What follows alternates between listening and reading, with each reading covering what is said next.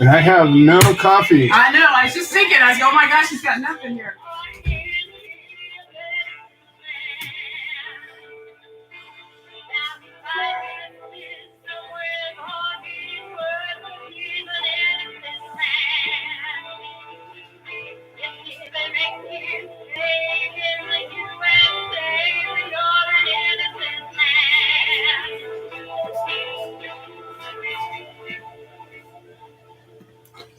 Well, good afternoon, everybody. It is a little after 5 o'clock on a Wednesday, September 18th, 2019. I believe it was, I think it was 2013 or 2014 when I started doing this show, or a different version of it. As always, got a lot to say in a short period of time. I've come to appreciate this show as the 2-hour, 1 hour show. And we claim it's going to be an hour, but many times it goes off closer to 2 hours. We'll see where it goes today. I, as always, have a lot to say. But I want to give a little bit of a history and a little bit of a story today because some things have happened that have kind of shaken me a bit. And I like to share things. I like to share the experience.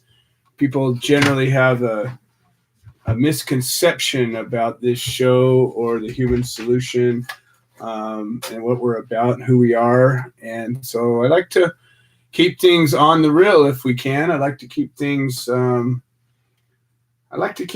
truthful. When we first started doing this show, we get deep into the cup of Joe description, and we would talk about, sometimes it's extra dark and extra bitter, and other times it's, light blonde and sweet. It's the truth is funny that way.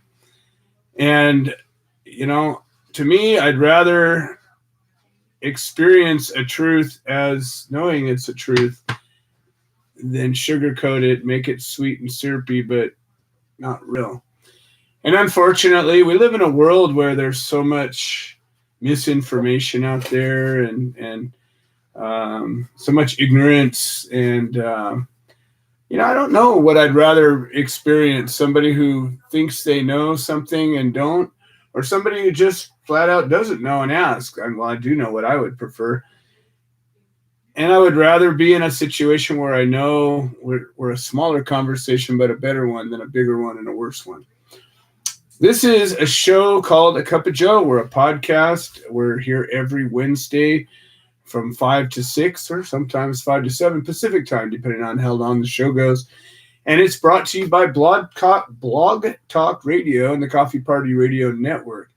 And if you want to call in and join us, you pick up the phone and you just simply dial 646-929-2495. There are also 2 live streams, one on Facebook, my favorite place in the world, and the other one on YouTube. That's supposed to be better, but I don't know. It's definitely not worse. I haven't been attacked on YouTube yet, so maybe one day I'll be fortunate enough to have affected YouTube in such a way that somebody finds me a threat and offensive. So, to all of you who are out there fighting the fight, all I can say is keep fighting. Don't worry about what anybody says or thinks. It's not about them. Hell, it's not even about you. It's about making a difference. It's about being bigger than ourselves. And that's why we have a group. There's a lot of loners out there. There's a lot of people who are doing it on their own, and that's cool. I appreciate that. I respect that, and I am thankful for that. But the true strength of anything is when a group gets together, when enough people get together and speak as one voice. Look to Hong Kong. If there was a bunch of individual people out there doing their own thing, they would not have gotten the accomplishment that they did. But instead, they stood together as one. And even though there was a lot of people, thousands, maybe even millions of people that were there together, many of them didn't know each other, probably didn't like each other, probably didn't agree with each other. But they came together for one reason, and they needed to make a real and positive change and a specific change. and they came together and they did it. And I think we can learn from that. I'm trying to learn from every time enough people have gotten together to get something done. And, I can't think the last time it really happened was with the gay rights movement, when the gay marriage issue was at stake, and enough people got together to say, hey, wait a minute, you guys are full of crap. And there's no reason. Our Constitution says we can have this. Why can't we have this? And the government finally said, well, hell's bells. I can't really come up with a reason. And they said, yeah, they gave them what they wanted. And I think that cannabis rights, the end of prohibition, the right of life, liberty, and pursuit of happiness spills directly over into the right of us to choose to put anything into our bodies that we see fit. As long as it doesn't harm somebody else, I just don't see where the government has any right to tell us what we can do with our own body or what plant we can plant in our own garden. I don't see how the government has a right to regulate that, to tell us what we can and cannot plant, and what we can and cannot grow, and what we can and cannot eat, and what we can and cannot smoke or rub on our bodies or make something with. I just can't see where the government has that right and why we let them have it. I don't understand that, and I'm a little bit lost. So we're going to talk about that. We're going to talk about what we're doing to change it. And, we have right now we got a pretty light load. We got Dana Bland and Pete Yapel on the line. And who knows, we may get out of here in an hour. Hopefully Craig Cecil's gotten out of the hole. He hasn't been on the show for, I think, 3 weeks now. And I'm worried about him, and he hasn't answered any emails. So I'm hoping that we can hear from him today. And if we do, that'll set my mind at ease a bit. This is a show that is brought to you by the Human Solution International. We are a civil rights organization. We are a 501c3 federally recognized organization, and the only one that I know of that does what we do. We're an all-volunteer organization. That means everybody from the initial first member all the way to the CEO. We're all volunteers. Nobody gets paid a nickel for anything we do. What we do get paid is what I call unlimited intangible benefits. What I mean by that is we change the world. Anybody who's ever been in a situation where they were lost and busted and maybe had their freedom taken away, their property taken away, a loved one taken away, anything that where they were literally victimized because of our lovely war on drugs. Generally, you find yourself in a spot where you're all alone. Most of your friends will decide that you're a little too hot, too toxic, and they leave you, and even family members. And everybody that I know that's fought a battle against the government over cannabis has found themselves to some degree or another in a similar situation. And that's where we come in. We come in to educate and to support and to advocate for your civil rights. And in this case, we call it the civil right of your life, liberty, pursuit of happiness, your right to choose what kind of medicine you put in your body, what kind of plant you decide to grow, what kind of juice you decide to make with whatever leaves that you decide to grow, any and all of those things. And even if you decide to start a business,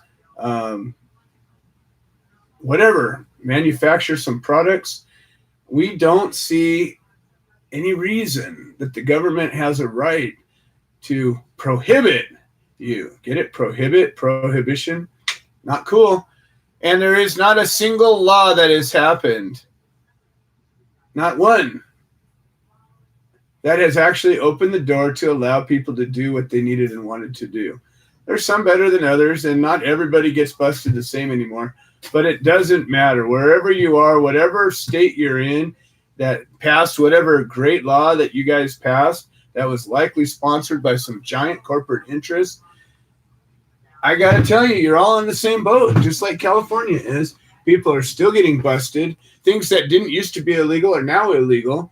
And there's generally more crimes today that you can commit because of cannabis than before all these laws were passed. Sounds great to me, huh? Or maybe we should end prohibition. Maybe we should repeal it.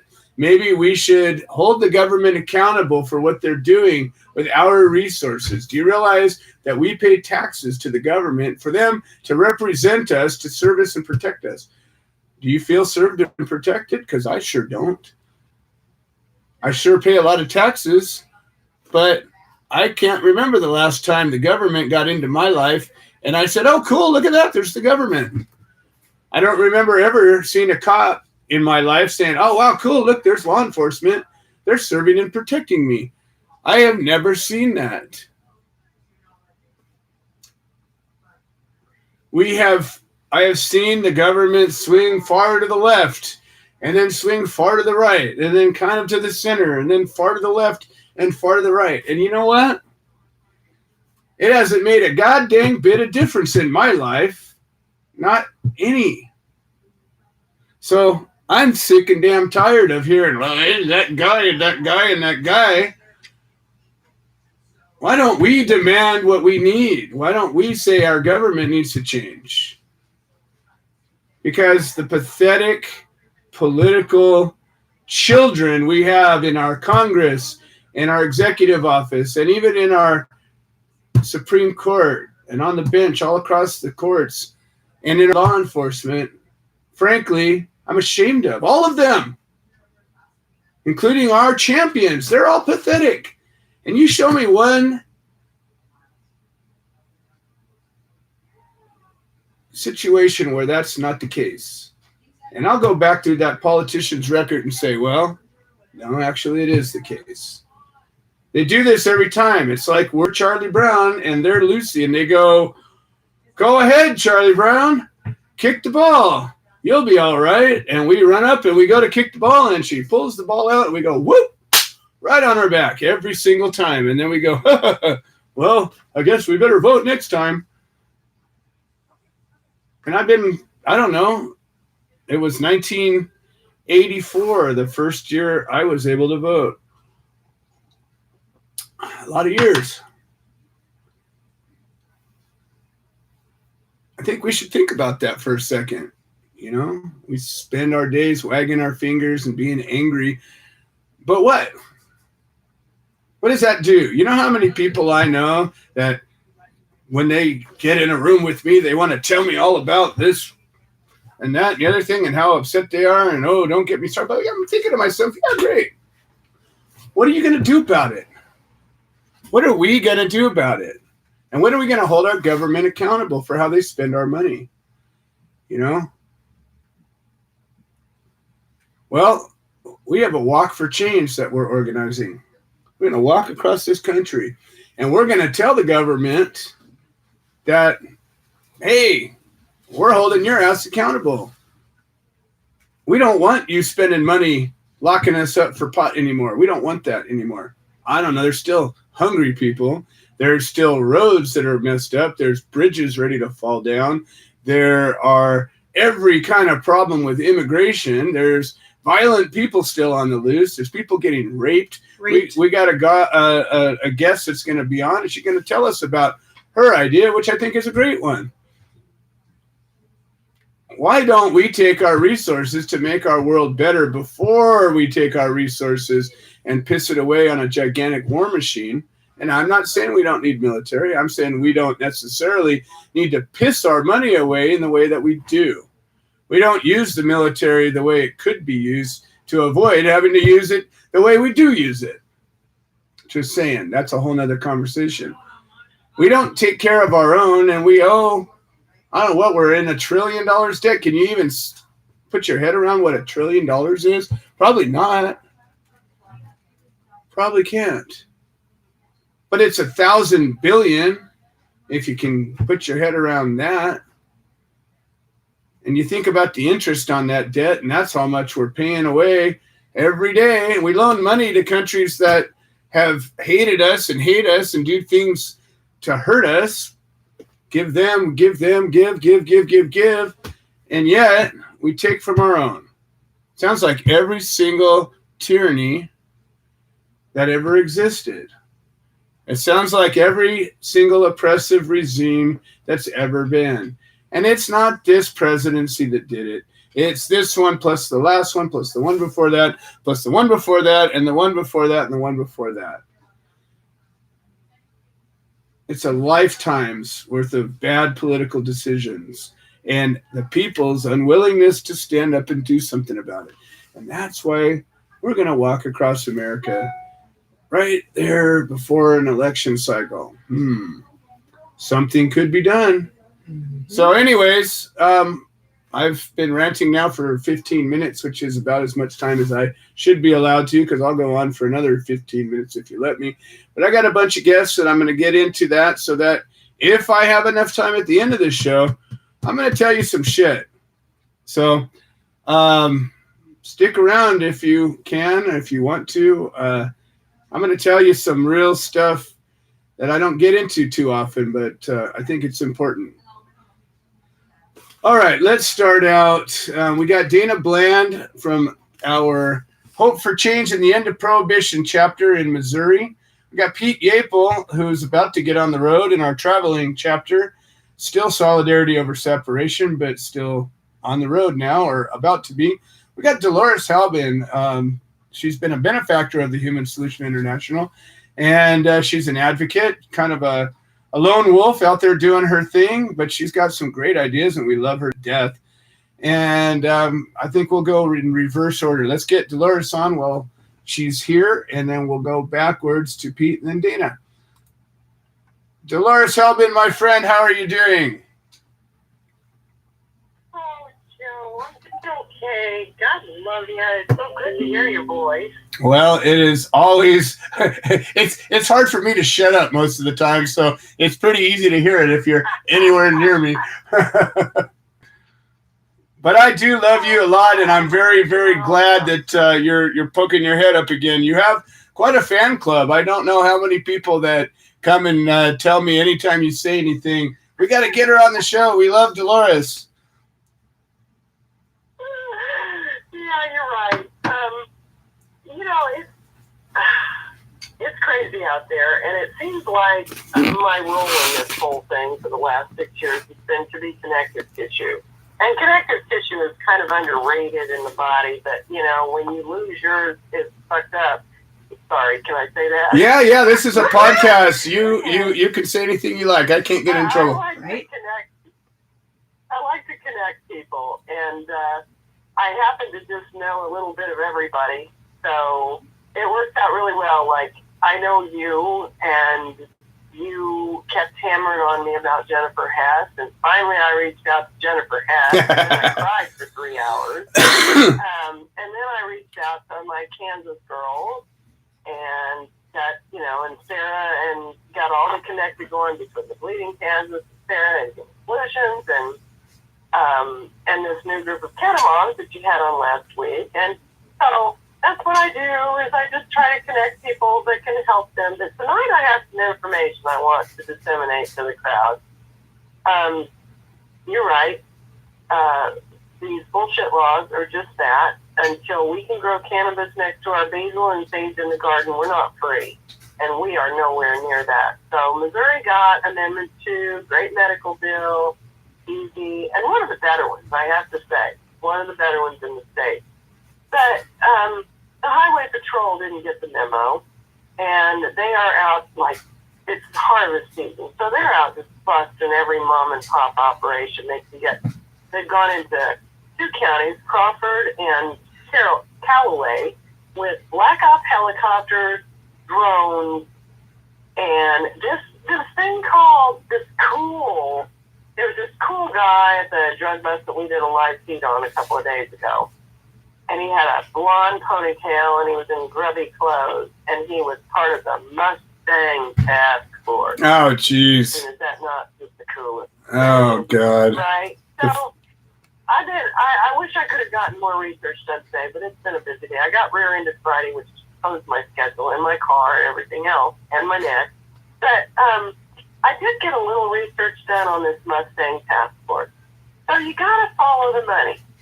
And there are 3 or there are 4 of these in Missouri, these cool named task forces. The Mustang Task Force has their booty listed.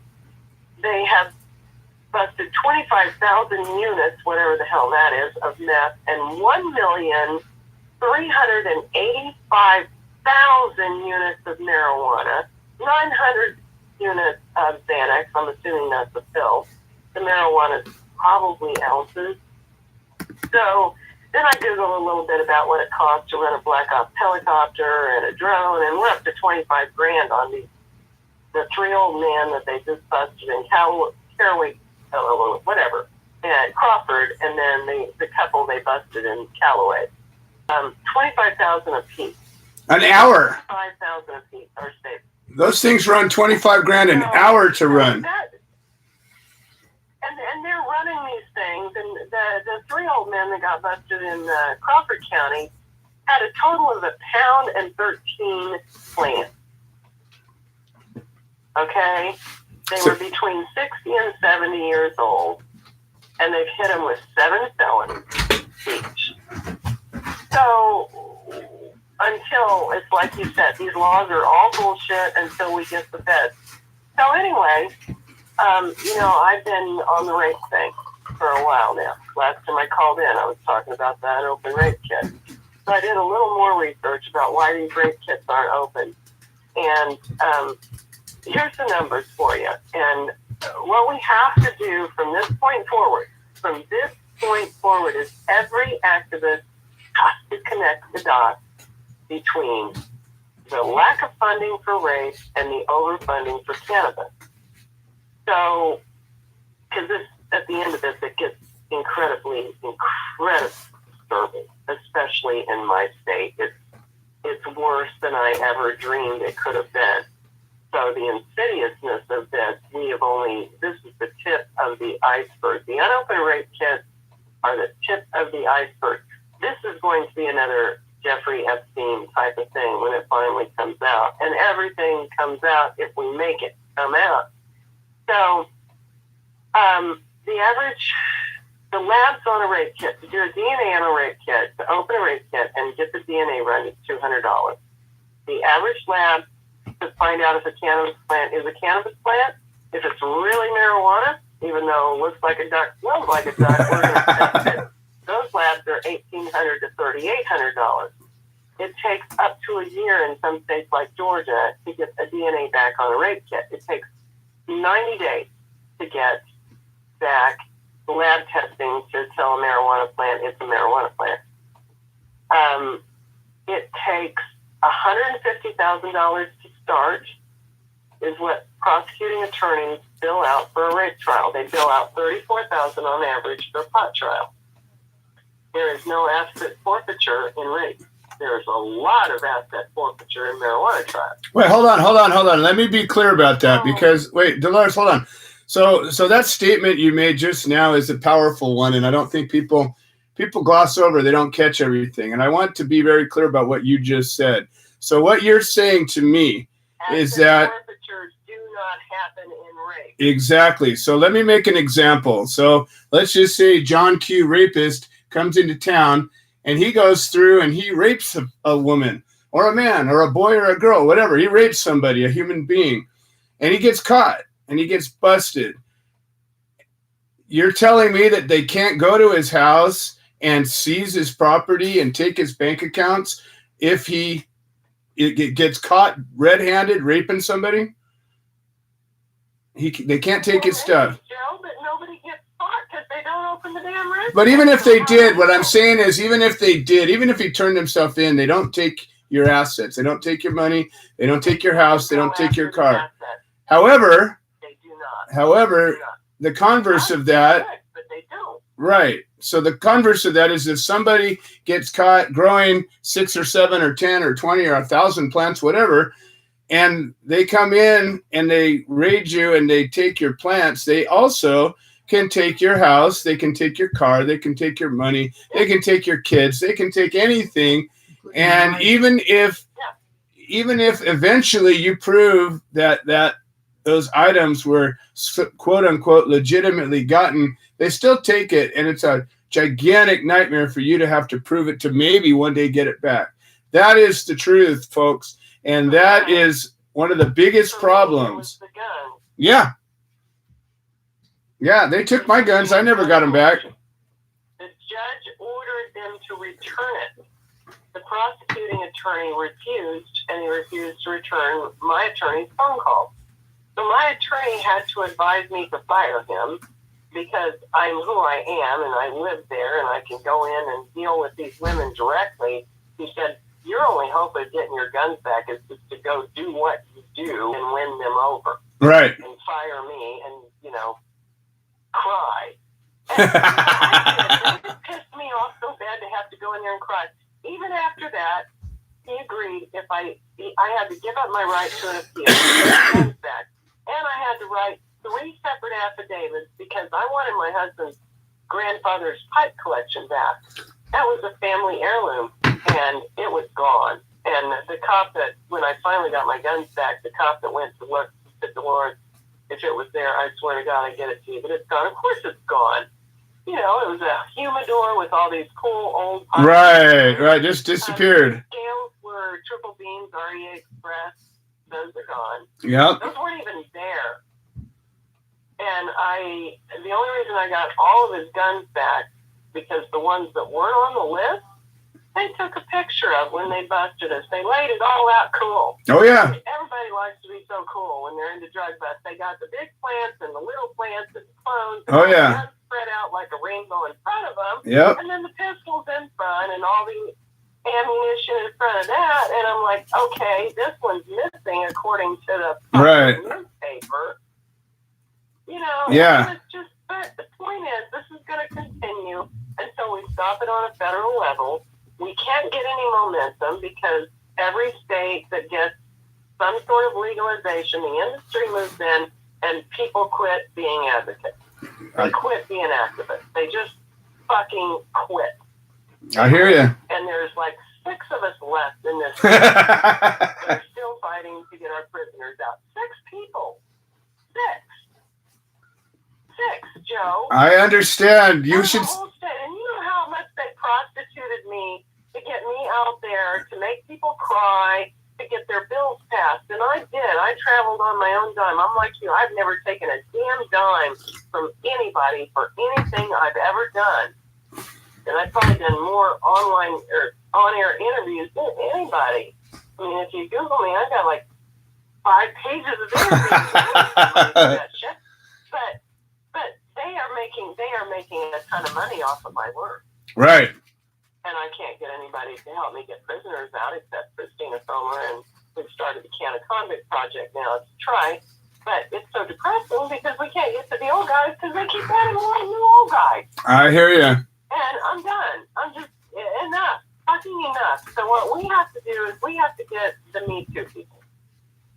We have to connect the damn dots between how come, which we talked about last time I was on the show. Yep. Hashtag how come this bullshit's going on, and hashtag Me Too. Because how come is because it's not important. So get this, and this is what I was telling you.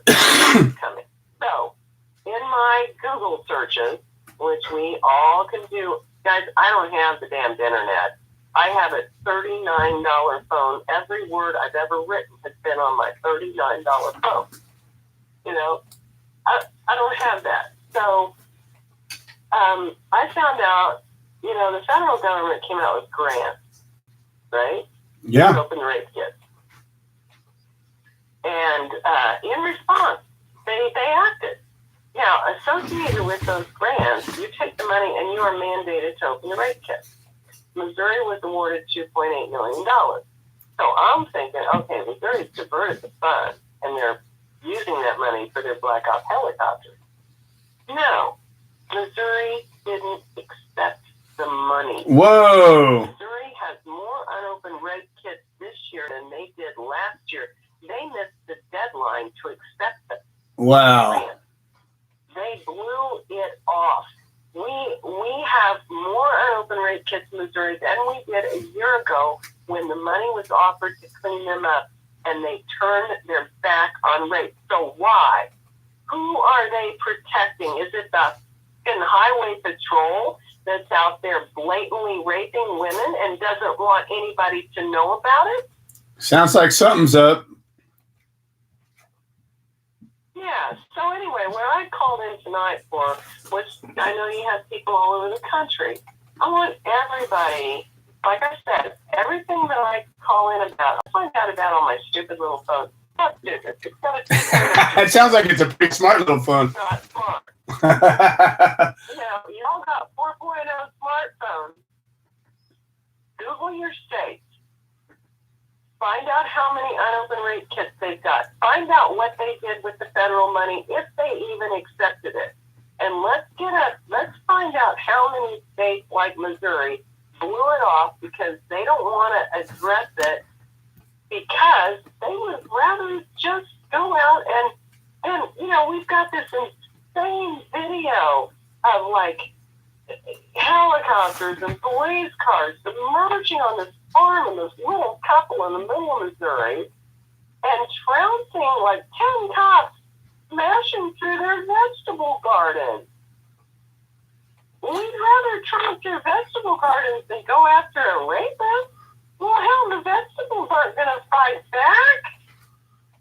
Yeah, it's unbelievable. I've seen this unfortunately. I almost wish I very much wish I could say, oh my God, I can't believe that. And yet, it's a common thing. Well, but you know what, it doesn't have to surprise me to piss me off. And what really pisses me off as much as what they're doing is what we're not doing.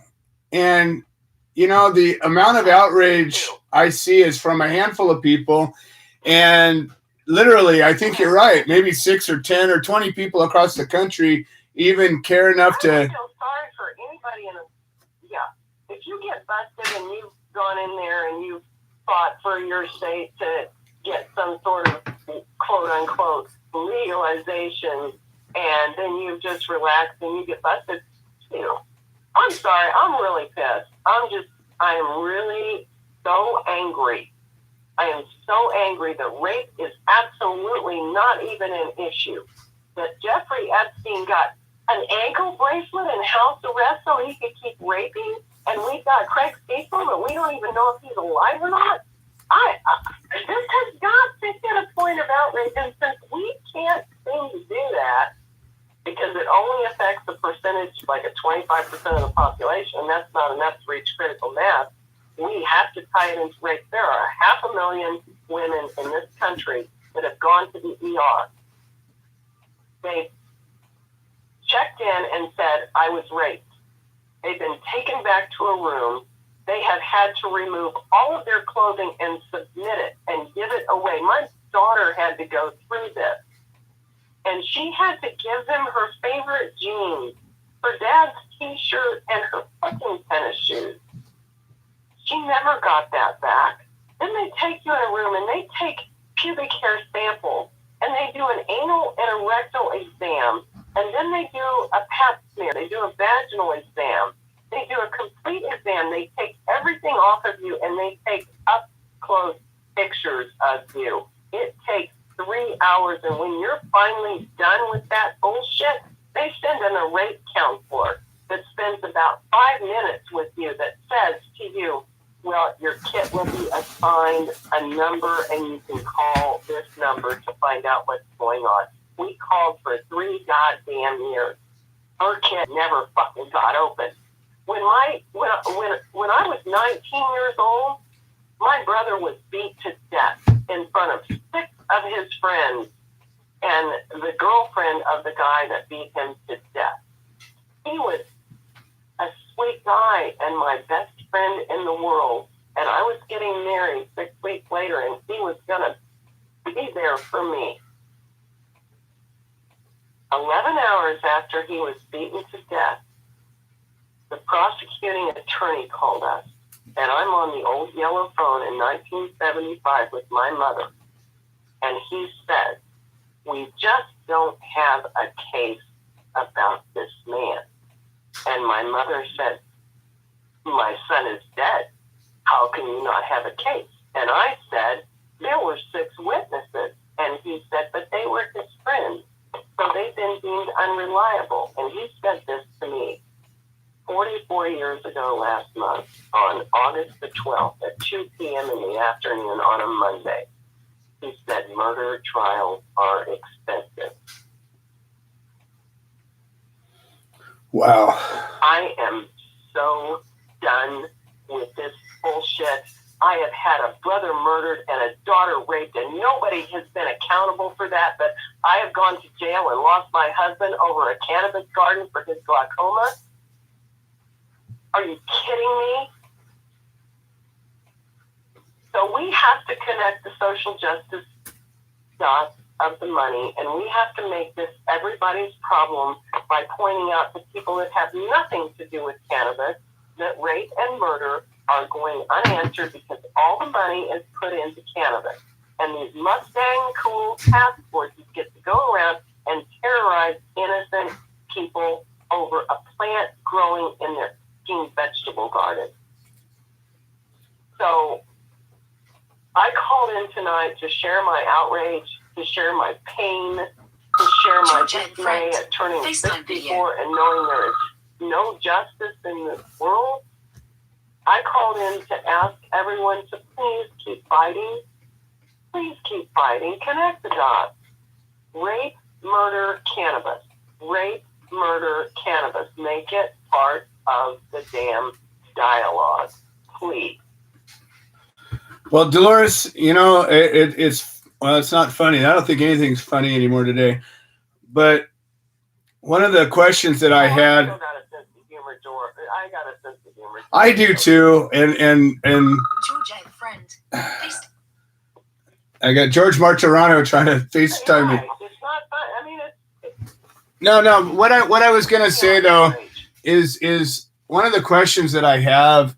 In you know, you and I share a frustration with the inactivity of so many people, and that was one of the questions I was going to pose today. And I think you've kind of really brought it to light. Is, you know, what is it going to take to get you to do something, or what's it going to take to get you to not do something? It's going to take tapping in on a new artery. When you try to start, and I'm an old retired nurse, when you have picked an artery to death.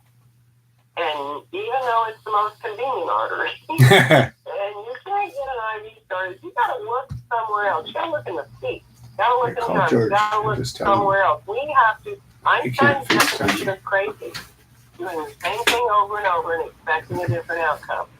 We have tried everything. I volunteered with Normal for the first time in 1970, guys. 45 years, 49 years ago, almost 50 years ago. I signed up for Normal 50 years. I've been doing this my whole damn life, and I'm getting old and I'm going to die.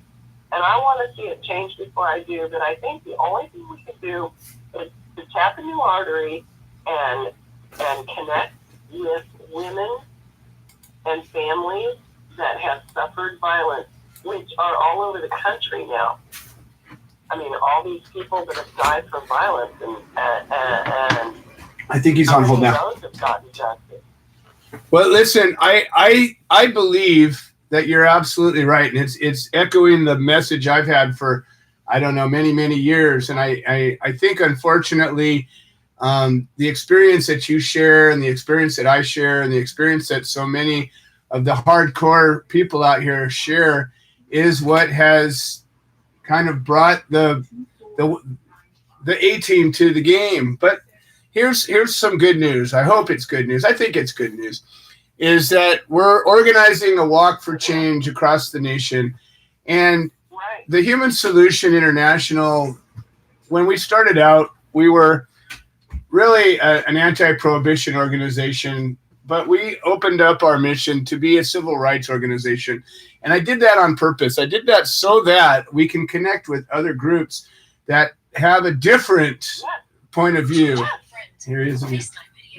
Like rape and murder group. Exactly. So we've specifically. I'm going to ask you to use that. Well, I'm going to use that and reach out to the leadership of the Me Too movement. You can go. There's 3 women, and I meant to announce them, but you know how to Google.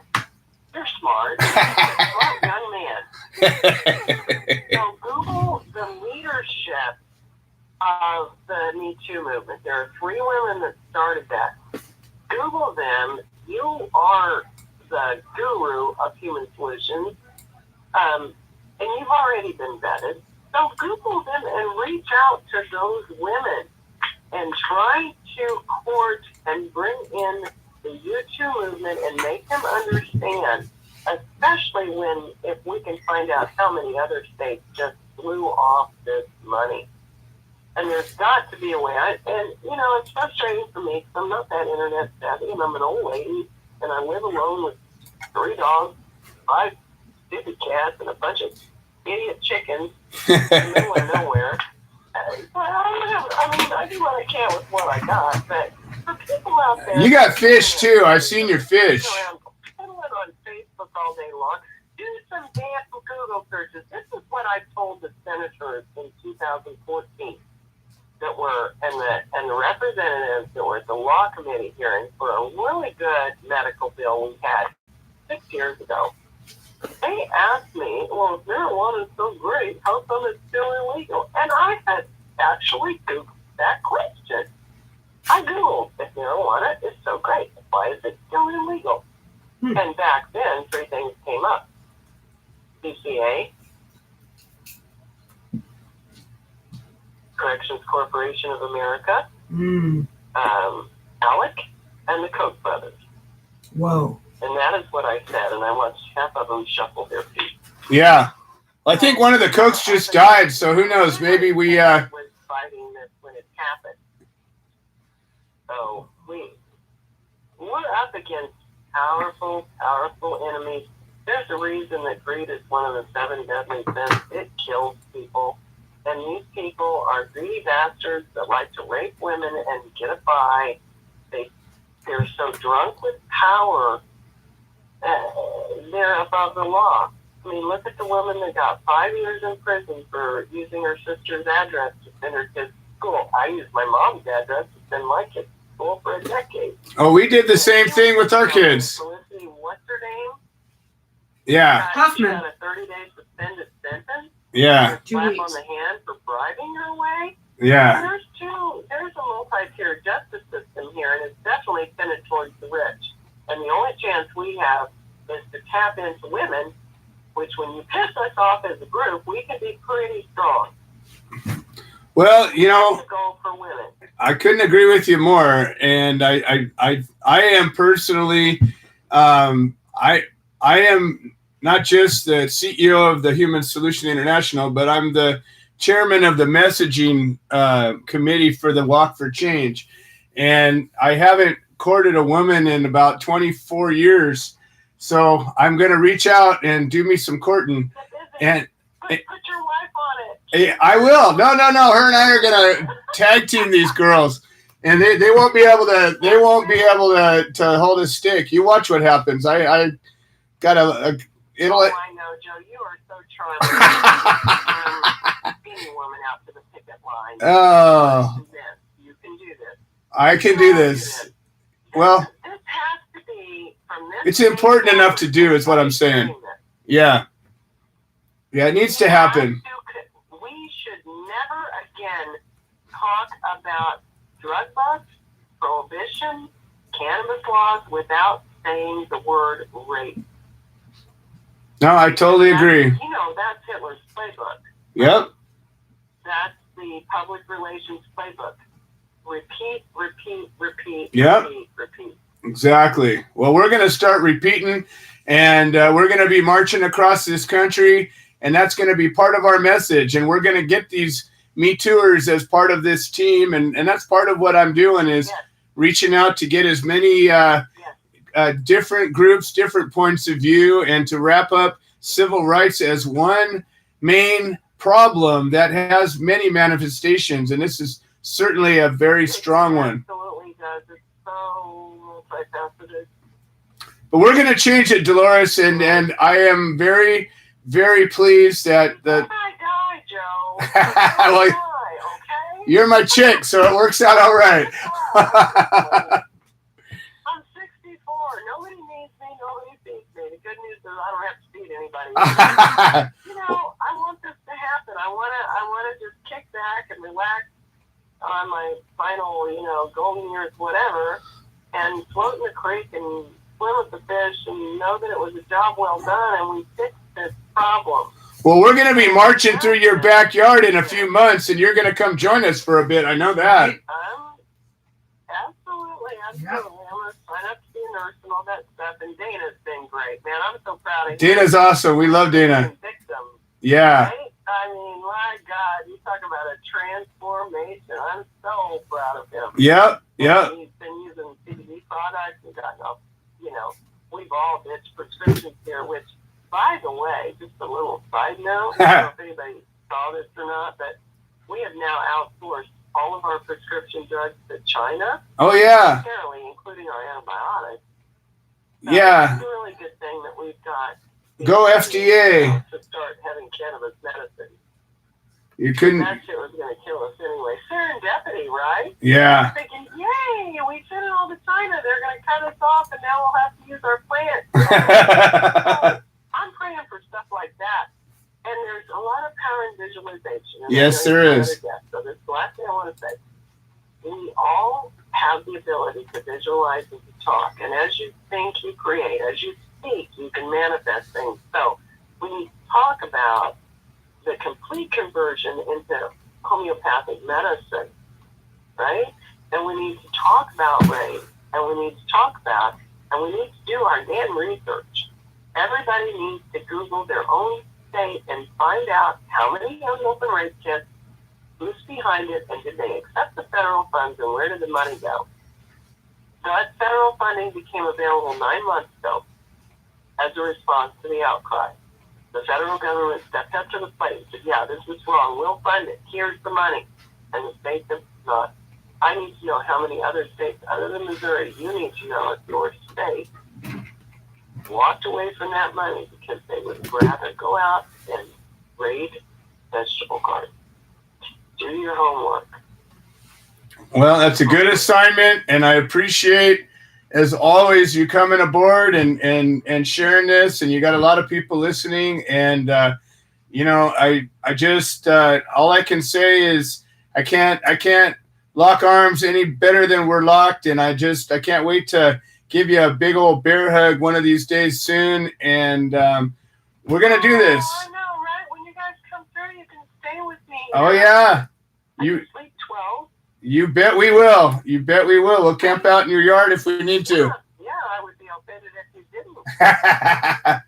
All right, Dolores. Well, I can take in as many as show up here, baby. Well, I love you to death. Tell your wife I love her too. And, yes.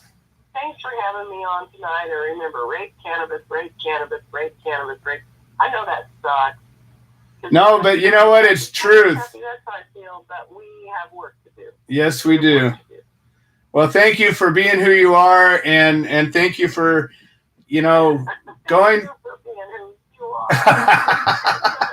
Ah, damn it! I just love you. We got this. We got this. Yes, we do. So you get those Me Too moms, okay, sweetheart? I will get them, and I'll show them to you once I do. You got it.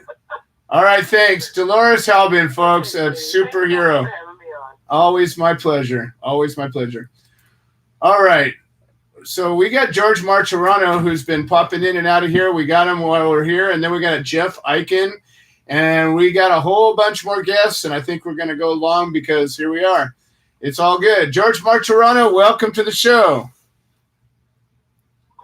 Hey, Joe. How are you doing? How's my California family? We're doing fantastic. How are you doing out there on the East Coast? I'm good. So busy. Everything's popping. Want to say hi to Dolores as we get on. She's talking about many profound things, but tonight I'd like to say a few words for Leo Miranda, who passed away in Miami. Cannabis guy. I know him. I did time with him. And he was 80 years old. He's all over the social media. He's all over your site. And I just, when you get ill and you're old, you can be ill, young and old in special prison. You know, they take you, ladies and gentlemen, and they chain you to a bed. And you're not telling you die alone, you die with 2 guards in the room every 8 hours. You don't know them. Maybe you know them. So that's the way you go. And then when your left ankle is chained and your right wrist is chained, and when you pass, they're not done with you. When you finally pass away, now they iron you and handcuff you on your way to be pronounced. You're already dead. But no one dies, and it's generally, ladies and gentlemen, no one dies in special prison. You never die. No, there's not one case signed off if you died off. You always die out of the special prison. That's the legal scenario they created. So, when everyone understands that poor man, many of my parents died like that. And I was supposed to die like that. I got parole. You came to the bed. You know, it's a draconian policy that we have in this country. And I will address that someday. I promise America. All you listeners, I will address that Washington someday. You can't let a man die like that. There's no life left in him. He's gone to bed. You know, he can die with some dignity. You're staring at the leg iron and your handcuff. That's how you pass away. So I'm very upset. I've been upset all week. My friend ran me the deer out there, like he's got out like this. And we didn't know about the scenario. We've seen it, and it's just terrible. I wanted to share that with everyone. I'm a little perturbed tonight. I'm just sorry. It's been bugging me all week that this man had to go like that, but I knew him. No, it's important, and we've experienced a number of people that have passed away in federal custody, and it's just, like you say, they never admit to it, and it's I couldn't think of a more horrible way to die.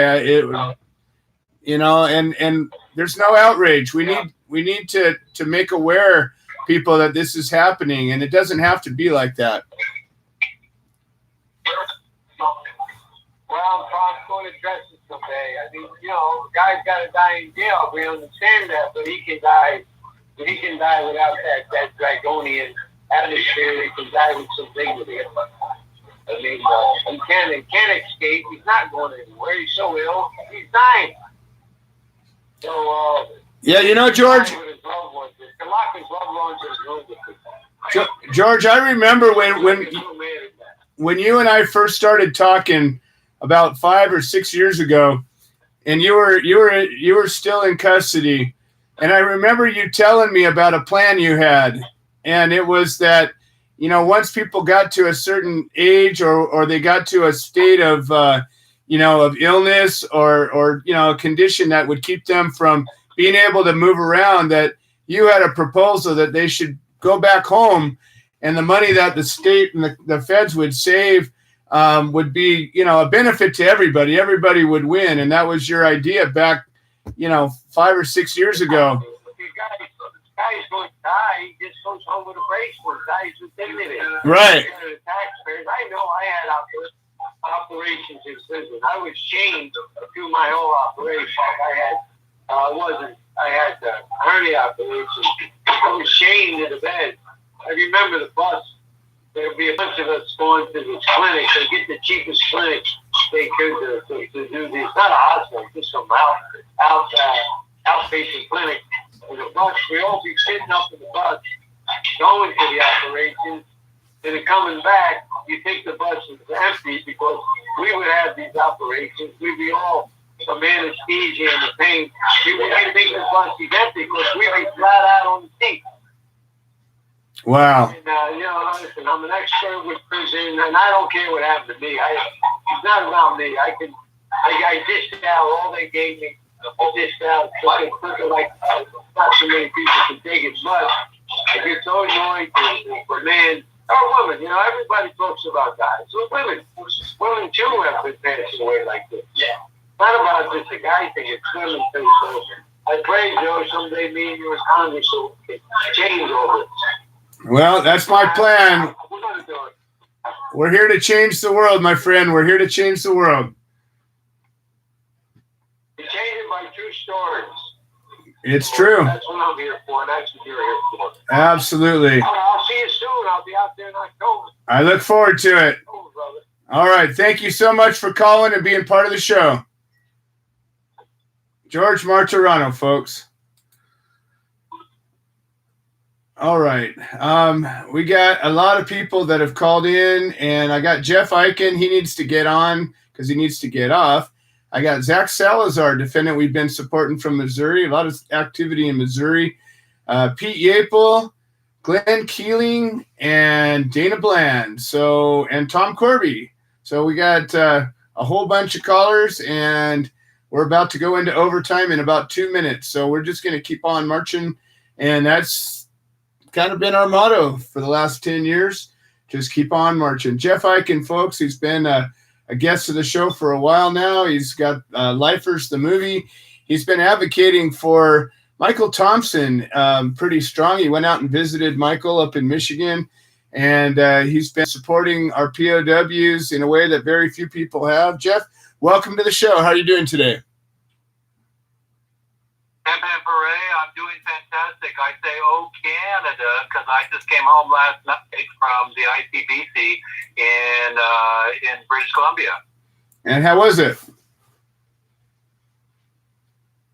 Oh man, it was off the hook. When you can,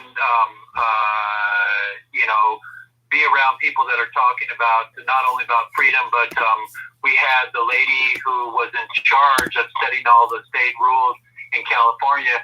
She was elusive. She didn't give me an interview all weekend, but that's just how some of the feds are. They don't want to give personal interviews, but I got her talking on stage, and I roll in and I film what I film. I snuggled in really closely with Alex, the owner, and the incredible human being that's doing these conferences all over the world. He's doing them in Switzerland. He's doing them in Berlin. And it looks like I may go to Berlin with them. I just don't want to be out of pocket anymore. Going to these shows, it's not a waste of my time, but to have me fly in and do 10-hour photography days is a lot for me, because my job doesn't end when I get home and get into my bed. I have to download the photos so my cards are clear for the next day, and I can post some stuff for them. So I'm asking all the professional people that want to have media people there to respect us, to honor us, and to pay us properly, or to just bring us there, to fly us in, and we'll do a great job for you. So that's one of my things, just talking to my people that do media, and those of you that are honoring some of us media folks, not on the walk, because we'll probably, most of us give our time to you guys, but if we do raise money, we would love to have dinners with you all for free so we can pay for some of our gas. So honor the media people, everybody from here on out, my media folks. I met a German photographer there that travels with them, and Canada was great. It was super great. I met up with John Sally. He has 3 championship rings with the Lakers, and he was taller than Jack and the Beanstalk. And now a proponent. There's several NBA people that are in the business. They're doing CBD products and other things. Like Tommy, he's on his fingers and everything. And I hooked up with them, and at 2 in the morning, I saw him bouncing around in the lobby when I came off the boat, because we had Cypress Hill spinning for us in the boat. Hello! Cypress was ganging us up, and we were doing some booty quaking and on the boat. And you'd walk in there, because it's legal there. It was like walking into a bong. So I was like in a Alice in Wonderland movie when I walked on the boat. I didn't have to grab anything from anybody, and I don't smoke that hard anyways. But it was super fun. And my album that's coming out that we're going to print on hemp vinyl, we're going to 3D print it, and we're going to invent that. It'll happen. By Christmas, we're going to have it digitally available. We're going to save $30,000 for every prisoner that comes home, and we're going to save that money in a trust fund for all of our prisoners, and even the ones that are home. We're going to give them once the album gets high and mighty. Because I got De La Soul last week. I might have gotten Cypress Hill night before last, and so our album's going to be super fun. But it's going to be called Homegrown, because it's going to be a lot of musicians that are just homespun giving us music and songs to raise money for our prisoners that shouldn't be in jail. My heart goes out to Leopold, who passed away, and I have, let's see if I can find it. I have a little thing I wanted to read about Leopold. It says here, a man died in prison after serving 26 years for cannabis.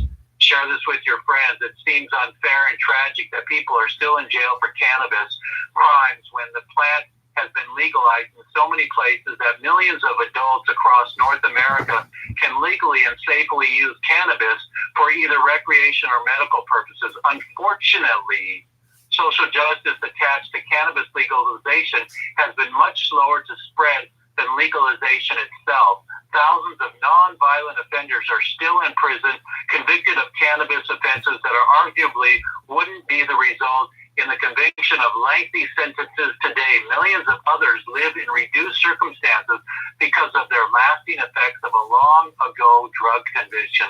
For some individuals, a cannabis criminal sentence is actually a death sentence, and that is tragically what happened to Leopold Hernandez Miranda, period. Leopold Miranda entered the United States Cuban refugee in 1980. He eventually became working a laborer and caught up as a massive trafficking bust while he was making only $50 a day. Thanks conspiracy charges. He ended up paying the price for crimes very likely committed by somebody else. Even if he were directly responsible for smuggling cannabis, that crime pales in comparison to the punishment he deserved or he served.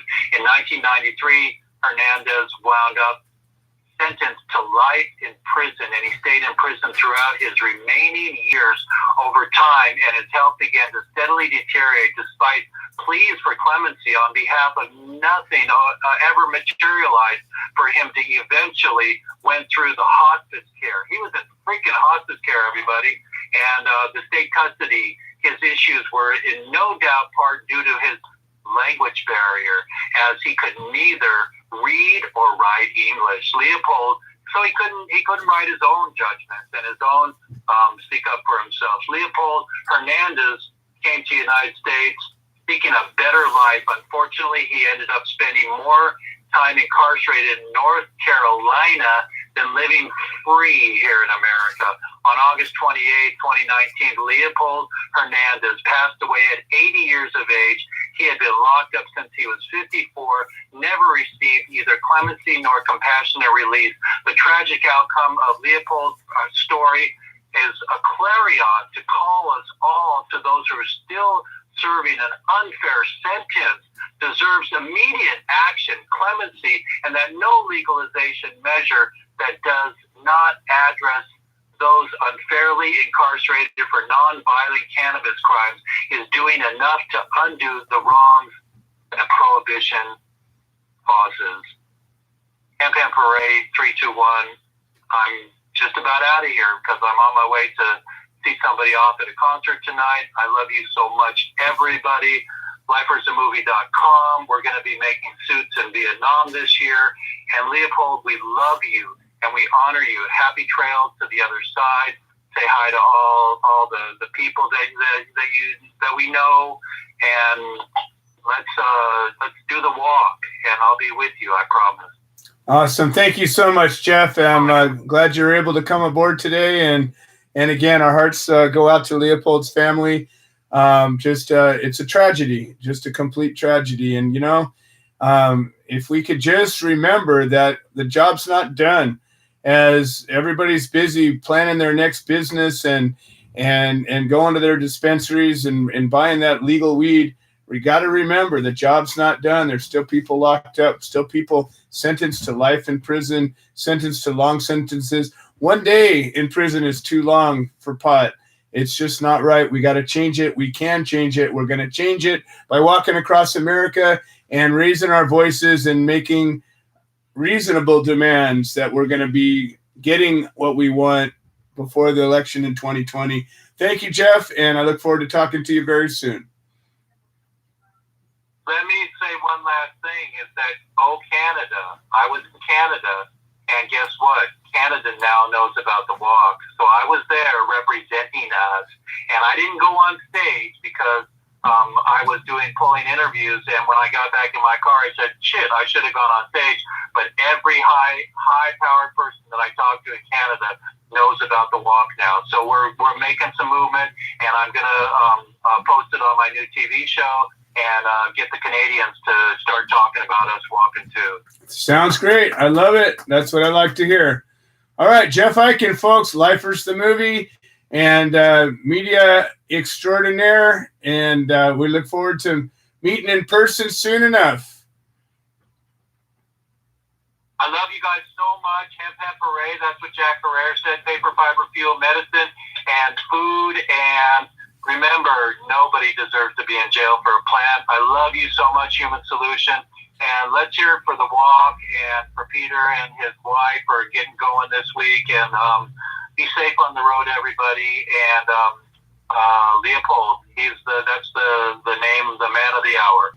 Awesome. Hemp Parade. Jeff Eichen from Washington, folks. And we'll talk next time. Woohoo! All right. All right. So we're going to go back to the beginning, and then we'll work our way through again. So we got Pete and Dana, and then Zach, and then Glenn, and then Tom. So everybody hang tight. We're marching through. We're doing a little overtime, but that's all right. We're the 2-hour, 1-hour show. Pete Yapel, about to get on the road. The Solidarity Over Separation chapter of the Human Solution International is taken to the road. And tell us what's going on, Pete and Helen. How you guys doing? We're tired. For sure. Finally, probably for the first time in our lives for a while. No, we're doing great. We'll be on the road for sure, no later than Friday. Maybe even late tomorrow if I feel ambitious enough. But I listened in. I love the show, and I love listening to the show every week. But truly, folks, let's take this walk so that we can have a show that everybody calls in and is saying something happy. We're always have all these things that we have to fight against, and nobody does nothing about it. It's just there's so many people that can be doing that aren't.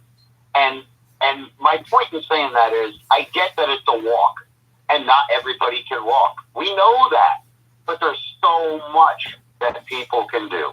So many ways that they can be involved. Supporting this thing and being out there, and even if you can wheel yourself out to the curb when we walk by, that's support. That's what we're looking for in this. The people to get involved so that the people can finally have back some of the freedoms that we deserve. We're getting ready to go Friday. We go Friday, Saturday. We speak at the Boston Freedom Rally. I'm moderating a panel. Helen's on the panel about spirituality and cannabis. Then we have Ohio, where we're going to next. And we've got 3 days that we're going to be with Glenn, I believe, which is the 25th, 26th, and 24th, 25th, and 26th, I believe. I think it's Wednesday through Friday. We're going to be with him at the courthourse there, with a table set up and rallying and membership driving. That's right. Woo! That's right. All right. They're doing it. All of that. I'll be with my Willow Creek Springs shirt, wearing my Solidarity ribbon. I love it. I love it. Absolutely. And then we got the 28th of the month in Ohio, in the Cincinnati area. We're going to be in front of the federal courthouse building, and we'll be rallying there. So there's a few dates for everybody that they can set up. We've got them on our calendar, but if y'all are looking to join in, participate, if you're in any of those areas, stop by, just say hello even, God, we want to meet everybody too, The best thing that everybody can do is spread the word. Spread the word. That's so true. So true. We got to keep talking about it. You don't have The thing of it is people will do what is important. And, I listen to, people whining and bitching about this and that all the time. And then I watch what they do. And they go and they do the thing that they always do. And then they whine and bitch. And then they go and do the thing they always do. Well, I say, why don't we talk about what we want to see happen? The thing of it is people forget, and I don't think that they don't know, maybe they didn't know, but I think they forget that whatever it is we think about, whatever it is we talk about, whatever it is we pray about, that's what we make happen.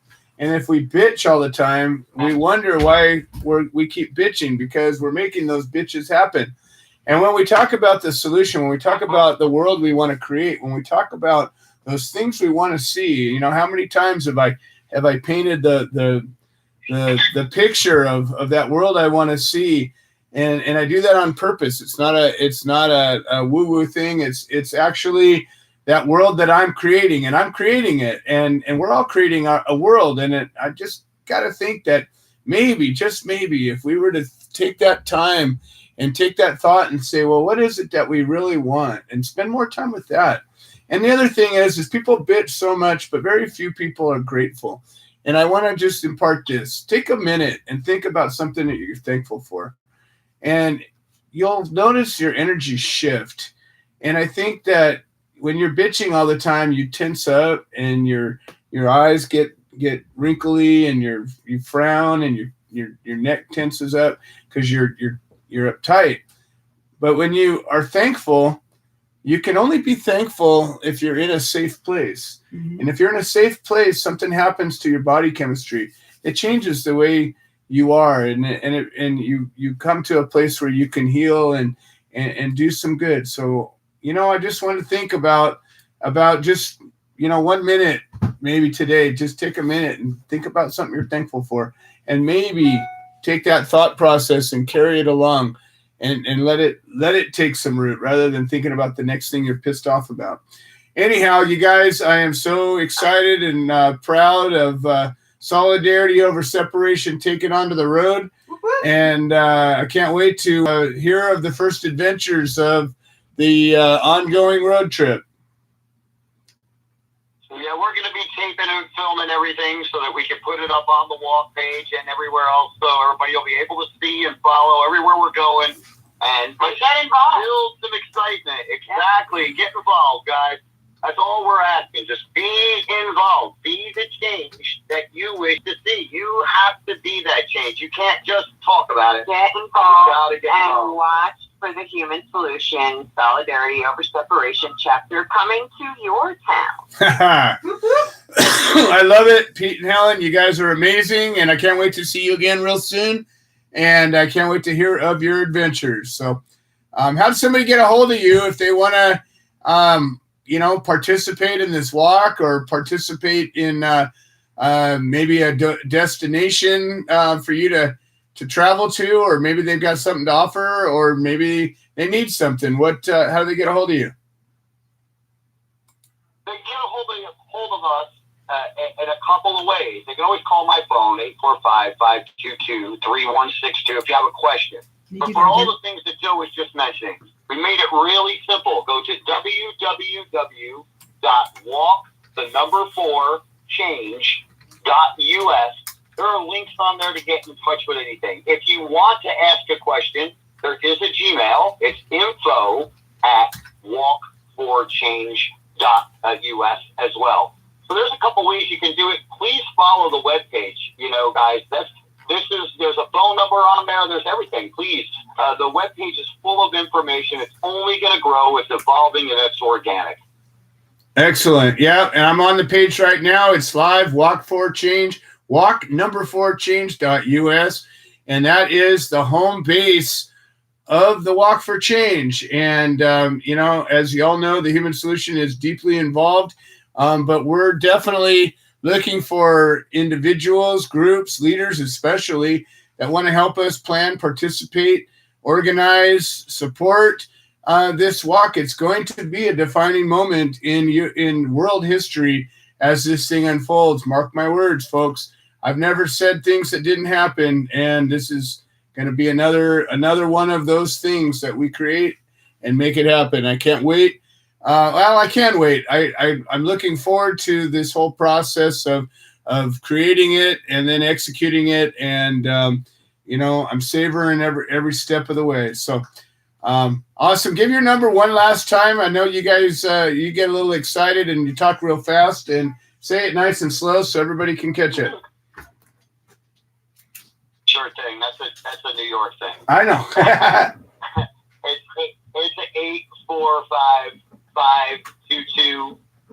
845-522-3162. And Joe, man, listen, we couldn't be more proud than to walk along and with this organization, you, your wife, our family. Truly, this whole organization has been truly, one of the best things, one of the truly best things and parts of our last 4 or 5 years of our life, without question.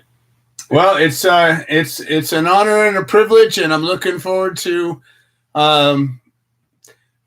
making it all happen, folks. So we're marching along, and we're walking before we walk. So, anyways, we're going to keep marching. Tomorrow we talk more about it, and the route will be disclosed soon. As soon as Becca gets back on the game with us, and we'll be really, it's going to start to take some serious shape in the next very short while. That's right, man. We'll see you soon. All right, take care. Pete and Helen Yapel, Solidarity Over Separation chapter of the Human Solution, about to take on the road and become the road chapter. All right, up next we got Dana Bland from Missouri, the Hope for Change and the End of Prohibition chapter of the Human Solution International. Dana Bland, Dana and Sue, welcome to the show. How are you guys doing today? Oh, we're getting along okay. There's a lot of crazy stuff going on here in Missouri. And, people thought things were going to get better with Amendment 2. Instead, they're tightening the noose even worse, and that's going on across the country. I mean, they got helicopters up everywhere. I mean, I don't know where they're coming up with the money at, because most of the people that they're flying over either don't have anything or they only have a few plants, and that doesn't pay for what a helicopter costs to get in the sky. And it's like what Dolores says, in rape kits and stuff, they don't even touch that shit. And the people get, even if they do, they'll get probation, and someone that has a joint or a little bit of medical marijuana will go to jail. And they had a man that was pulled over just the other day. He had a medical marijuana card, had the right amount that way he's supposed to have everything according to the rules and the law and everything. And they still took and arrested him, and they didn't take him to jail. He's going to court because they're pressing charges on him anyway. And they took all his medicine away from him, and up there towards Jefferson City, another person that we know, and her husband, they started calling us, and there was a freaking helicopter flying over their house for 2 days. And it was kind of funny because her husband went out there and laid down and got naked, and the helicopter left. And then they sent a drone in. Wow. Onto the property, and she did the same thing. I mean, and then once the drone left because she got naked and chased it off, the police come rolling in. Now, Dolores kind of told part of that story, but I mean, they didn't find anything, and it's harassment, and this is going on statewide. And it's not like they pick and loosen the laws or trying to help people with medical problems, because most of the people they're picking on are people that are disabled and sick and old. And it's just getting completely out of hand, and this pisses me off really bad. We got the 27th, we got to go down to see for Jennifer Hess and get that case done with. And we're fixing to go to war in this state, because, I'm talking about a march to the Capitol building and getting everybody together on that. But on the 19th of October, and you're invited, because there's a lot of people going to be there, and from 4 different states for the Walk for Change rally. I don't care anything about having a victory party for me, or even Pete's birthday the next day. This thing's all about the Walk for Change and getting this damn law changed and getting rid of prohibition. And that's the only way things are going to change, is to end prohibition, get off that Schedule 1 and end prohibition, period. Because as long as prohibition is there, they're going to take the doggone right and go in and they're just break in your house and steal everything you own and ruin your life over some medicine. And I don't even care if it's for for recreational use. It's just ridiculous. It's a plant God created. I mean, an outright plant God created. He blessed every plant that he created, and it was good. And for the churches and the police in this country to be doing what it's doing in this country, and you see all the atrocities happening right on the news, right in front of us, where they're arresting these really bad, dangerous criminals, and then they don't get anything done to them, or they just get probation or smacked on the head, and boy, you had a little bit of cannabis, and you're going to prison. And I mean, these old guys they arrested, it took jury notification. If you can get on a jury, get on it, because it took this jury 20 minutes to convict this guy to 10 years in prison. 10 freaking years. They went into his house, grabbed him by the throat, threw him to the ground. He was disabled on oxygen and also had braces on his legs. And because over 20, 30 years ago, he had a prior arrest for cannabis. I mean, a small amount of cannabis or something. And they took everything. They took his guns because, he had a prior conviction that made him a felon over cannabis. I mean, this is just stinking ridiculous. And people think things are getting better just because their state's passing laws to make it easier to get medical cannabis. They better think again, because one little mistake or somebody turns you in, you got the cops breaking through your door anyway. Keep it in the window. Yeah, no, I understand, and that's why we're out here trying to make the change. Why don't you tell us a little bit more about your rally? What date is it, and where is it going to be held? October 19th. October the 19th. It's on a Saturday. It should be really good weather. The way things look, it's a 2,000 square foot community center, but there's a lot of outside space. I'm thinking I'm going to try to commandeer the park because it's right across the street. It's a small park. But I'm expecting that many people. And what is the closest airport to you? Say that again. What is the closest airport to you? Springfield International Airport. Okay. And then a cheaper airport to go to, Joplin Regional Airport. Joplin. Okay, excellent. Well, I'm going to look into what I can do to be there, and I'll let you know as soon as if I'm able to get a flight out there, or if I'm able to be able to. I mean, if I do, it'll be probably zipping in on Friday and coming back on Sunday. But at least if I'm able to do it, we'll be able to spend a little time together and dig in on this first rally. Yeah, you'll see Dolores there, and you'll see a whole lot of the other leaders for Human Solution and other groups. I mean, I'm connected to like 20 different groups I connect to. So they, the information is getting out because they come and watch your show now. Springfield, and, Branson, right? And of course, no Pete coming. So. Well, I'm going to see what I can do to get out there. I'll get with you long before. We got about a month almost to put it together, so I will see what I can do to make that happen.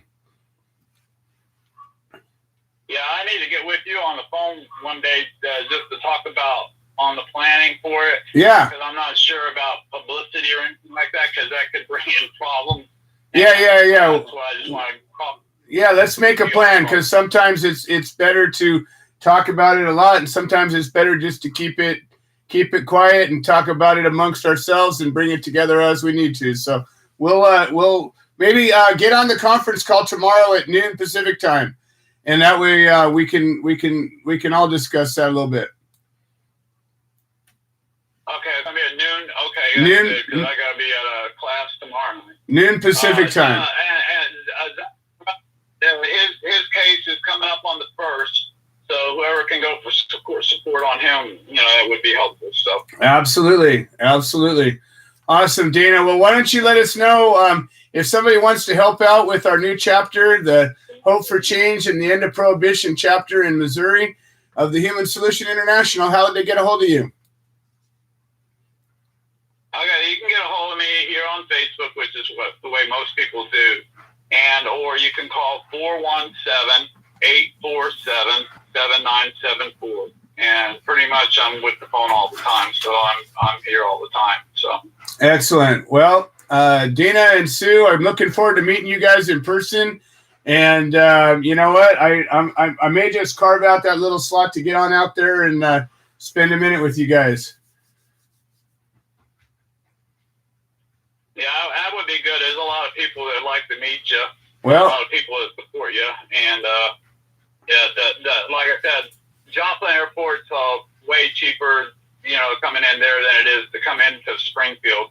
Either way, and they also have the Springfield Branson Airport. I don't know what they cost, but well, I'm gonna look and see where I can fly to from where I'm at, and I'll let you know what the options are. We'll figure it out from there.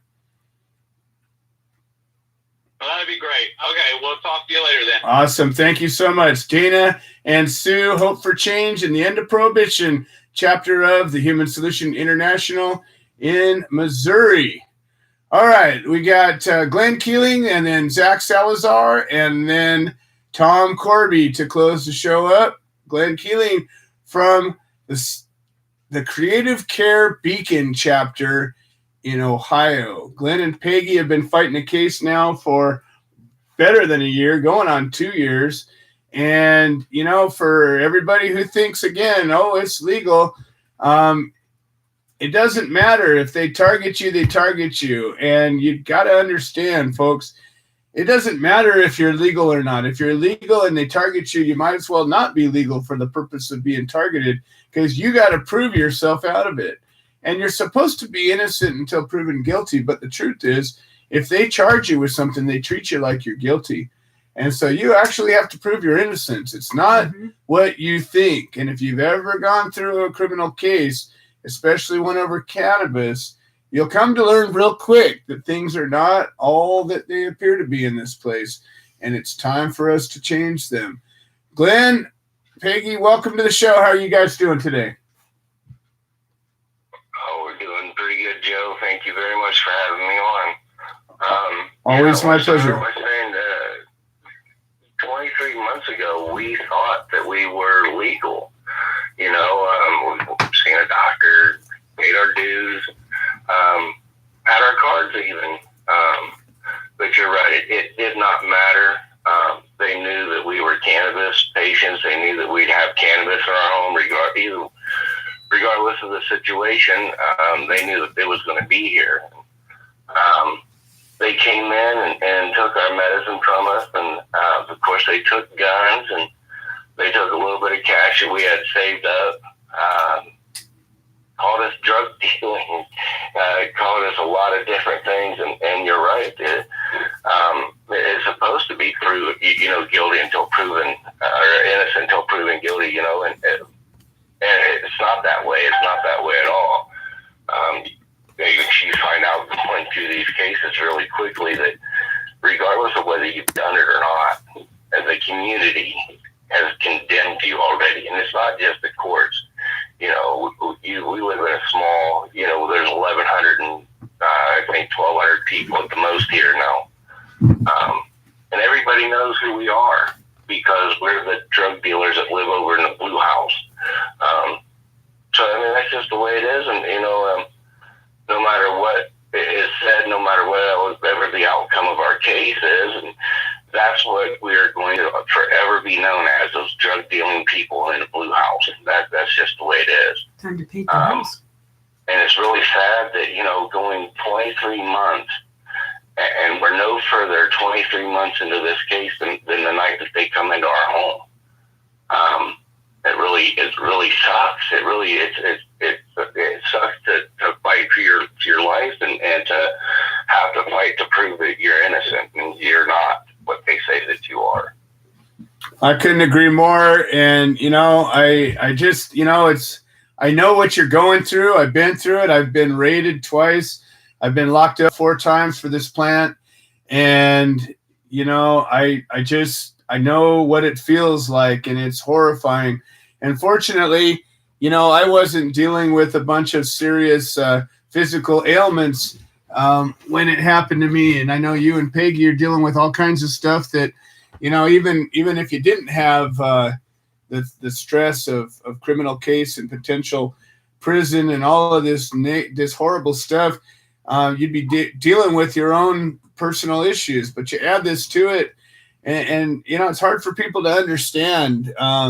It's hard for people to understand what stress does to a situation like this, and the amount of stress that going through a criminal case is undescribable. I can remember personally, I got hauled out of court twice and locked up from just being in a regular courtroom, going in there to have a hearing and didn't leave. They took me out of court and locked me up two times. And I remember after the last time, every single time that I came to court after that, when I went into that elevator that went up to the courtroom I was in, my heart started pounding, like really, really pounding. And it was like I knew something bad was going to happen. And I kept telling myself, it's going to be all right. They're not going to lock you up this time. But my heart would always pound. And I can remember the stress of that. I could feel it just like tearing me apart. And I know, and that's one of the reasons that I've stayed to fight after my case was over, because I can't see that happening to anybody. It's not everybody is strong the way that I was strong and able to keep going. I've watched it destroy people, and I've watched people that didn't come out of it. And that's why it's so important for us to stand together. It's so important to create a support team. That's why these chapters that are forming all across the country are so important, because when you get stuck in a spot where you could get locked up, you could lose your freedom. And, it's not just losing your freedom. People don't realize you get locked up, chances are you're going to end up losing your place to live. You're going to lose your job. You probably end up losing your relationship over time. I mean, all these things don't survive incarceration. And it's not something that people really understand. And that's why it's so important that we not only educate people about the problem and about what we can do to solve it, but to support each other as we support you guys, and you guys have in turn supported others. And that's the key. That's the human solution. And that's what it's all about, is being there to help each other and, to stand by each other. And that's what this is all about. So I just hope that you understand how supported you are in our community. And it's not just Facebook, but it's real life too. And you got people all over the country that know about your case and know about you guys and care. And I hope you feel it. Oh, we greatly appreciate all the support, and you're right. It sucks that every time somebody knocks on the door, my heart kind of, because we're on bond still, and the crazy thing about our case, I mean, it's our case is just so crazy. We got a judge that has ruled, and at the time of the incident, we had all our people, we were legal at the time of them coming into our house. He ruled on that. He's also ruled that I believe that Peggy and I are the first ones in cannabis history, prohibition, that has been allowed to use cannabis being charged with possession of cannabis. How fucking retarded is it? I mean, yeah, retarded. That right there alone, those two rulings alone should have just thrown our case completely out. But I, for some reason, the prosecutors dug his nails in, and being on bond, it's scary to get a knock on our door, even if a friend's coming over. They're coming, but still, that knock could be anytime they're revoking your bond, or and they fuck with you anytime they want because they got your thumb on you. I couldn't agree more. I was on bond for 6 years in a row, and 6 straight years I was on bond, and I that was one of the most oppressive times, because they can revoke your bond for any reason. And they did revoke my bond one time, and that was why one of the times I got locked up, and they jacked up my bail to $250,000. I was treated, worse. Dolores talks about getting these rape kits opened up and testing these things and solving some of these rape cases. But I know for a fact people that have been charged with rape and their bonds were less than $100,000. And it's unbelievable what they can do. We got cases right here in Ohio, right right now. There's and it's happening at preschool level. And that's, that's even sick as left. At a preschool level, that you've got teachers that are, fondling children and having them fondle themselves. It happened right here in Cincinnati. The lady literally got 30 days of probation for messing with children and making them mess with themselves. There was another one on the other side of the state that has to serve, that he has to serve 30 days this year, 30 days next year, and 30 days the year after. He got 90 days for raping like 6 freaking children. He got 90 days, and these bastards can spread it over 3 years. 90 days over the next 3 years that he has to do. And this is for molesting and messing with children, and people that stand for cannabis stand to lose their lives. You got it. There is something twisted about society when somebody can rape a child or molest a child and can get 90 days, but somebody can smoke a joint and fucking spend the rest of their life in prison. That's twisted. Sick, twisted shit right there, I'm sorry. It just really aggravates the shit out of me that, we've got to fight for our life, over cannabis for being sick. This has wrecked our life. I mean, it ruins. Going through any kind of case ruins anybody's lives. I mean, and then going through this, and then still trying to medicate when the state wants to screw you at every turn. I mean, geez, go and spend, $54 on a tenth, 2.83 grams of cannabis. That is ridiculous, Hey, listen, my name is Glenn Keeling. I'm really easy to find on Facebook. You don't even have to find me on Facebook. My number is 419-863-0498. And we are the chapter leaders of the Creative Care Beacon, the Ohio chapter of the Human Solution International. Awesome. Glenn, Peggy, it's always a pleasure to have you guys on, and I empathize with you, and your case inspires me to keep fighting. Sometimes you get a little bit frustrated and you lose a little steam because you just feel like people don't care enough to get up there. But it only takes, one person to say, yeah, you know what, I'm there to let you know that it's all worth it. And then when you hear about, one more story about, what all of this is doing, you can't help but, if you got a soul, you're probably going to get in there and start caring a little bit. So I'm looking forward to meeting you guys in person soon enough, and working even closer with you as we're organizing this walk for change and supporting each other as we're fighting for our freedom. And that's what this is all about. It's all about liberty. It's all about freedom. And it's all about civil rights, folks. So if you're out in the Ohio area, please get a hold of Glenn and Peggy. They're doing good work, and we need more help. That's for damn sure. This walk is going to be a lot of fun. It's going to draw a lot of people out, and that's what it's about. It's trying to change things, because whether you stop and think, regardless of whether you think it's legal in your state or not, they will screw you. There's cases all around. Peggy's and mine is just, one of hundreds of thousands across the United States. And just, remember that we're not the only ones sitting at that table. So true. It's so true. All right, you guys. Well, it's always a pleasure, and look forward to talking to you tomorrow on the conference call. And onward we march, my friends. Onward we march.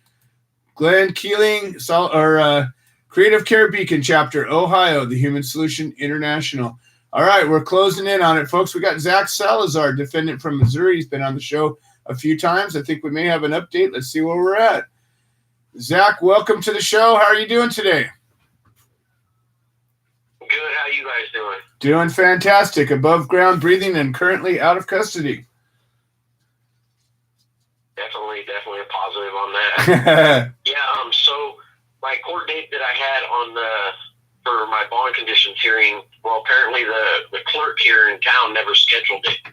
So I've been doing UAs still regularly twice a week. Got to do one tomorrow. Did one Monday. I have original court the 1st of October, and my public pretender, I call him, as a defender, he's going to try to get me in my bond conditions hearing also with that court date, but it's just a normal court date. I don't even know what's going to go on. I'm still in circuit court. Haven't even made it to the felony court yet. This town likes to drag their feet, or county likes to drag their feet. It's just more stress and stress. They still haven't released my discovery or the letter of intent. I'm not too far away from the lady who got raided yesterday. I'm actually 2 counties over from her. This is all part of Mid-Missouri, the drug task force and everything. I didn't have them come to my house. It was the state troopers and the local sheriffs here. But it's a sad thing out here. It's part of the good old boys club out here in Mid-Missouri, and they do whatever they want out here with no one to oversee what they do and how they treat people and the rights they abuse and take away from people out here. It's pretty sad. You know, while I was interviewing Dana, I looked up the operating cost per hour of a Black Hawk helicopter, and it's almost $25,000 for every flight hour that vehicle is in the air. And if you think about how many of those Black Hawk helicopters have been operating across the U.S. on U.S. soil, going after U.S. citizens for something that oughtn't be a crime, and spending that much, and that's just the flight, that's just the operational expense, not manning it and everything else. You know, that's what our tax dollars are getting spent on right now, folks. $25,000 an hour, and how many Blackhawks are up there doing this at any given moment? And that's just one vehicle that I'm talking about. Unbelievable. Yeah, it's a sad situation how they're treating everybody over this, and like people have said, this is supposed to be now legal, and we're supposed to be allowed to consume it if we have the card, and the law enforcement doesn't care. They don't care out here. They're so uneducated about it, and they do what they want, willy-willy about however they want to do it, and nobody can say anything, because if you say anything, they'll just arrest you, and then you got to fight it in court, and then they drag their feet on the court, like my next court date after the first will probably be 7 months out, and I'm going to have that done just for an evidence hearing, and it's all, there's no one out here has any rights to a speedy trial. They say you do, but you don't have any rights out here, and they drag their feet on it, and they'll do what they want.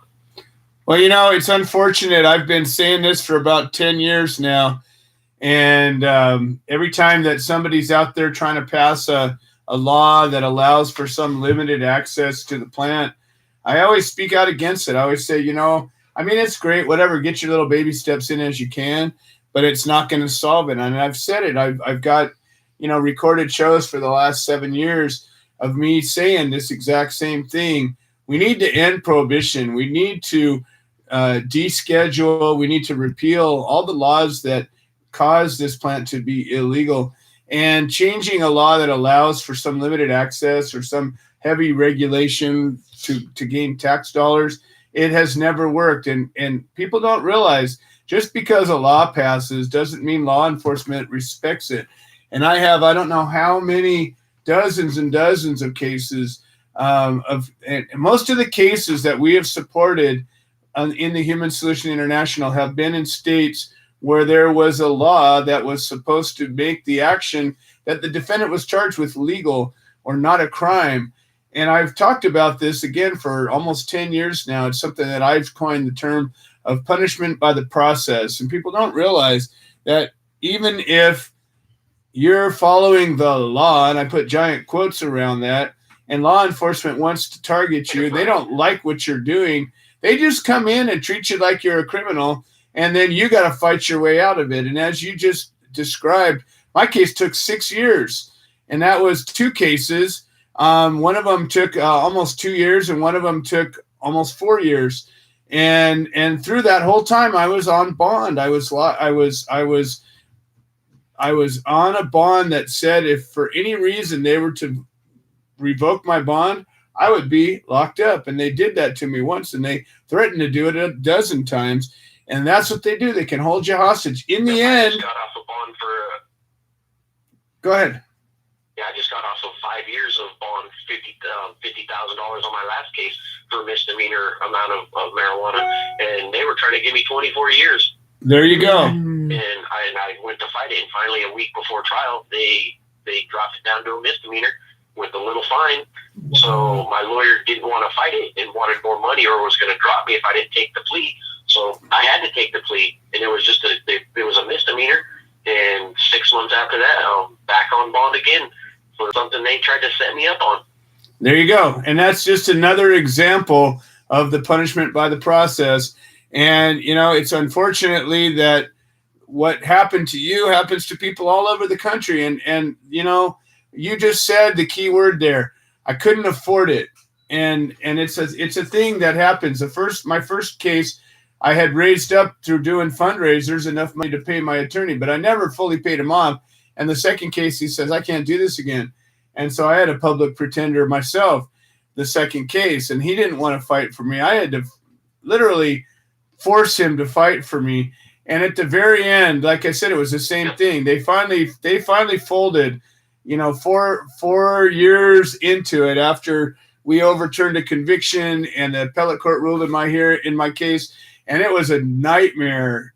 And again, through it all, I was locked up multiple times, and all, you know, some of my dear friends had put up their life savings and their retirements to keep me out of jail so that I could fight. And if it wasn't for that, you know, I would have done 12 years in prison.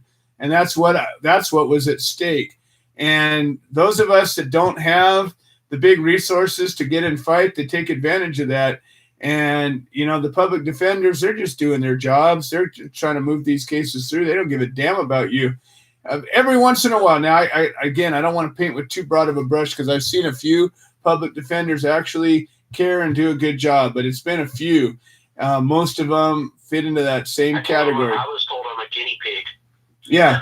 Yeah. Wow. No, and that's what they think. They don't, you know, even the paid attorneys, the big fancy paid attorneys, at the end of the day, if you lose, they go back to their fancy house and their fancy car and their fancy wife and their fancy kids and their fancy dog, and you're in jail.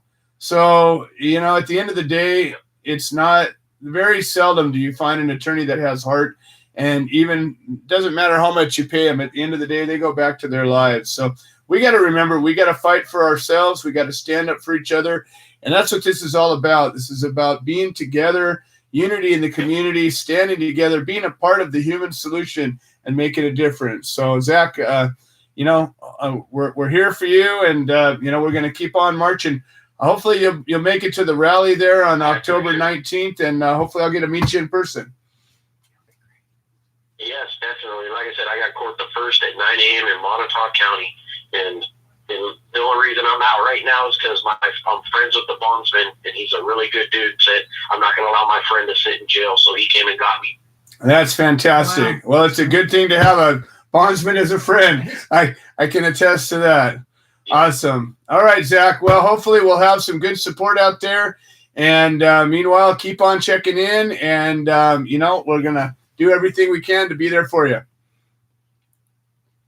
I appreciate it. You guys have a fantastic evening. We appreciate everything. You betcha. Have a good one. Zach Salazar, folks, defendant out of Missouri, fighting the case.